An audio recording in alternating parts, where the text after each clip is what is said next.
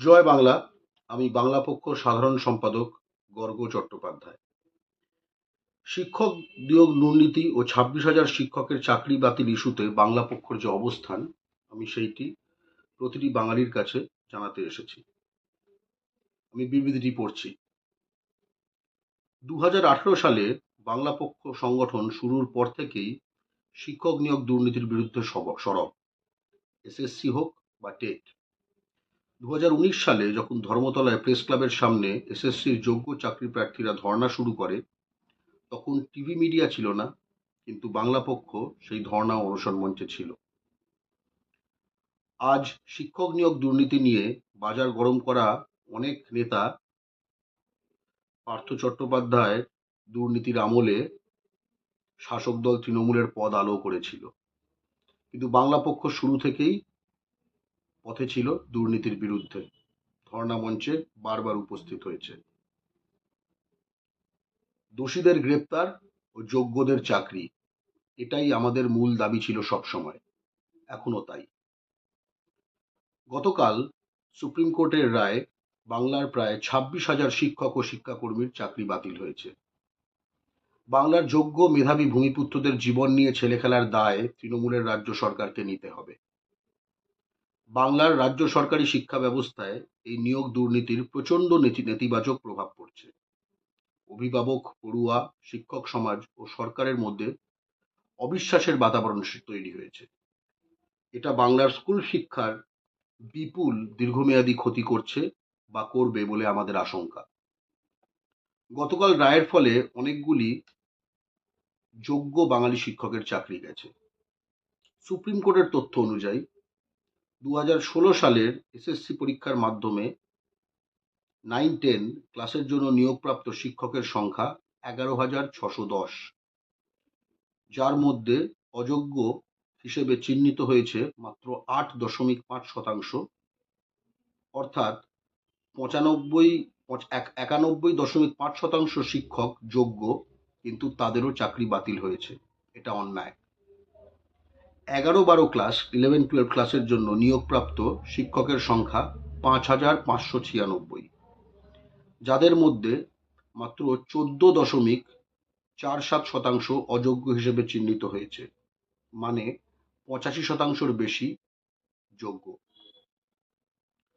Class 9-10 জন্য চাকরি পাওয়া ৯১.৫% যোগ্য শিক্ষকের প্রতি অন্যায় হয়েছে, এবং ক্লাস 11-12 চাকরি পাওয়া ৮৫% যোগ্য শিক্ষকের সাথে অন্যায় হয়েছে।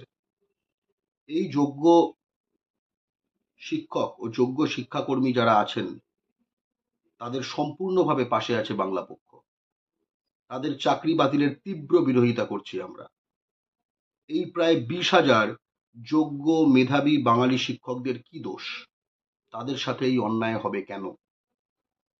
সুপ্রিম কোর্টের রায়ের পরিপ্রেক্ষিতে বাংলা পক্ষর কিছু স্পষ্ট বক্তব্য ও দাবি। ১. সমস্ত যোগ্য শিক্ষক ও শিক্ষাকর্মীদের চাকরি ফিরিয়ে দিতে হবে। যোগ্যদের জীবন নষ্ট করার অধিকার কারোর নেই। কেন্দ্রীয় আধা সেনা নিয়োগ দুর্নীতিতে ৬০%-র বেশি ছিল জাল প্রার্থী। ডাক্তারি প্রবেশিকা পরীক্ষা নিটে ব্যাপক দুর্নীতি ধরা পড়েছে। কোনো ক্ষেত্রেই পুরো পরীক্ষা বা প্যানেল বাতিল হয়নি। সুপ্রিম কোর্টের প্রতি সাংবিধানিক শ্রদ্ধা বজায় রেখেই বাংলা পক্ষর দাবি, বাংলার যোগ্য মেধাবী শিক্ষকদের চাকরিচ্যুত করা যাবে না। আইনি প্রস্তুতি নিয়ে সুপ্রিম কোর্টে বর্তমান রায়ের বিরুদ্ধে রিভিউ পিটিশন দায়ের করতে হবে। ২. শিক্ষক নিয়োগ দুর্নীতি বাংলার একটি অভিশাপ। এই দুর্নীতির সাথে যারা যুক্ত তাদের সকলকে কোমরে দড়ি বেঁধে জেলে ঢোকাতে হবে। সে তারা তৃণমূলের নেতামন্ত্রী হোক বা আমলা, সকলের শাস্তি চাই। তখন তৃণমূলে থেকে দুর্নীতি করে এখন বিজেপি বা সিবিআই এর কোলে দোল খেয়ে শিক্ষক নিয়োগ দুর্নীতি নিয়ে সোচ্চার হওয়াদেরও কোনোভাবে ছাড়া যাবে না। যারা যারা দুর্নীতি করেছিল সকলের কোমরে দড়ি পরাতে হবে। এটা যে এখনো করা হয়নি, এটাই আশ্চর্যের, এবং তদন্তকারী সংস্থা সিবিআই এর মোটিভ সম্বন্ধে প্রশ্ন তুলে দেয়। আমরা উত্তর চাই, সত্য চাই, দলমত নির্বিশেষে অপরাধীদের বিচার ও শাস্তি চাই। ৩. বিরোধী দলনেতা শুভেন্দু অধিকারী দাবি করেছেন যে বিজেপি 2026 সালে ক্ষমতায় এলে যোগ্যদের লিস্ট তারা সুপ্রিম কোর্টে জমা দেবে। অর্থাৎ যোগ্যদের সম্পূর্ণ তালিকা বিজেপির কাছে আছে। সেই তালিকা তারা সিবিআই বা সুপ্রিম কোর্টে জমা করেনি কেন? সেই লিস্ট অনুযায়ী সকলের চাকরি ফিরিয়ে দেওয়ার দাবি উঠুক। 4, যারা ইতিমধ্যে অযোগ্য বলে চিহ্নিত হয়েছে তাদের জেরা করে কোন কোন দালাল বা নেতাকে টাকা দিয়েছে সেই লিস্ট সর্বসমক্ষে প্রকাশ করতে হবে।